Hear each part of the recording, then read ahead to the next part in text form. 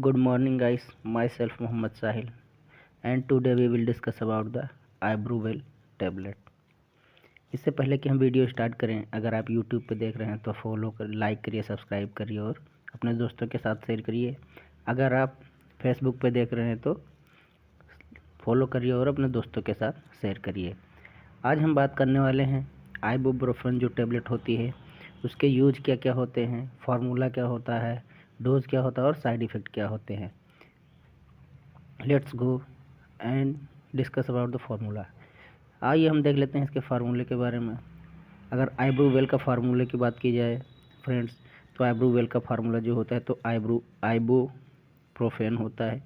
Ibuprofen जो होता है तो आइब्रोवेल का फार्मूला होता है। अगर इसकी कैटेगरी की बात की जाए दोस्तों, तो इसकी कैटेगरी जो होती है non steroidal anti inflammatory drug की जो होती है तो एंटीपायरेटिक होती है। एंटीपायरेटिक इन द सेंस, जैसे हमने पहले भी देखा है कई ढेर सारी ड्रग्स एंटीपायरेटिक हम पढ़े हैं, तो हमने देखा कि एंटीपायरेटिक जहाँ होती है ये सारी most of the cases pain killer और फीवर में यूज की जाती हैं। तो जितने भी फार्मा के स्टूडेंट्स हैं या फार्मा के लोग हैं तो उनके लिए एक बहुत ही अच्छी खबर है कि थोड़े दिन के बाद हम एक पूरा जर्नल एक टॉपिक स्टार्ट करने वाले हैं, एक पूरा सेशन स्टार्ट करेंगे जिसमें डॉक्टर के पर्चे से लेके और रिपोर्ट्स तक पढ़ने बताया जाएगी। आप लोगों को अगर इसके लिए तैयार हैं तो कमेंट में ज़रूर बताइएगा। चलिए अब हम देख लेते हैं आगे इसके यूज के बारे में। इसका यूज अगर किया जाए to reduce fever to relieve minor ache in the sense जो छोटी मोटी दर्द होती हैं उनको रिलीव करने में भी काम आती हैं।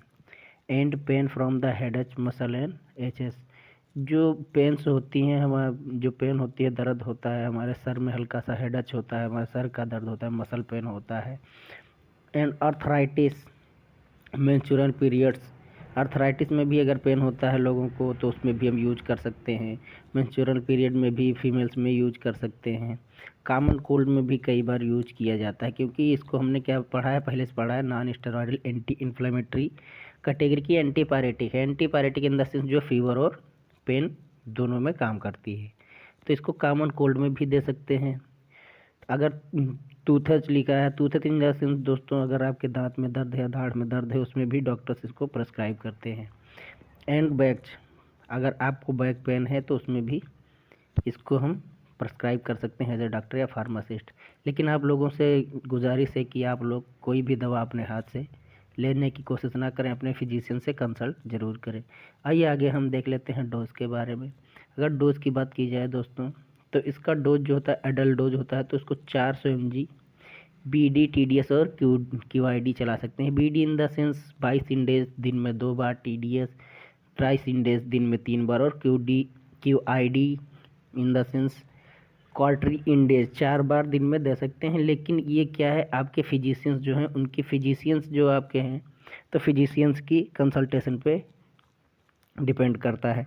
इसकी अगर मैक्सिमम डोज की हम बात करते हैं, मैक्सिमम डोज अगर हम देखते हैं तो मैक्सिमम डोज इसका है 3200 mg पर डे दे सकते हैं। 3200 mg से ज़्यादा नहीं दे सकते हैं। 3200 mg इन द सेंस अगर 400 mg को 4 बार भी किया जाए तो 4 चक्कू 1600 mg ही होता है।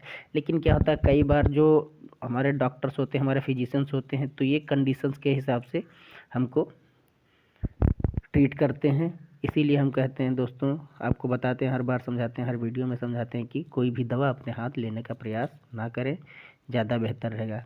आइए हम देख लेते हैं, अगर बच्चों की डोज है, बच्चों की दवा है, तो बच्चों की दवा क्या होती है। इसको 6 मंथ से जो नीचे वाले वो होते हैं तो most of the cases avoid करना चाहिए।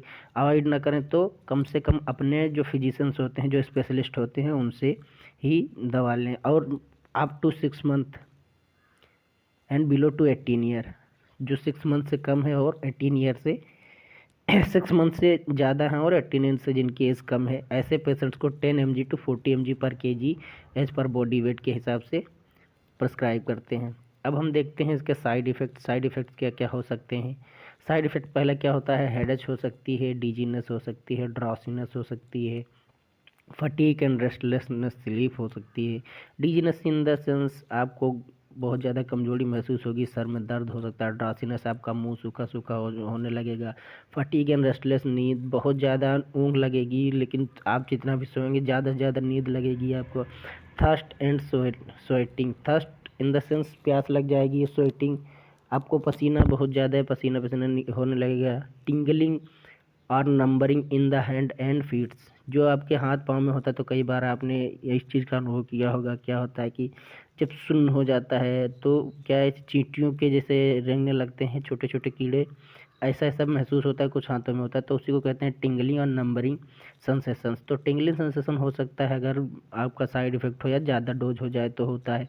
रिंगिंग इन ईयर, आपके कान में सीटी बजने लगेगी, और सीटी ऐसी मतलब सिर्फ आप उसको महसूस कर सकते हैं, कोई दूसरे नहीं महसूस करेंगे। Blood in vision, blood vision and I irritation, blood vision in the sense दोस्तों की जो है, तो जो किसी चीज़ को हम देख रहे हैं तो हल्का सा धुंधला दिखाई देने लगेगा, इसका साइड इफेक्ट है। बट ये क्या होता है, शॉर्ट ड्यूरेशन के लिए होता है। आई इरिटेशन ये लॉन्ग ड्यूरेशन के लिए हो सकता है।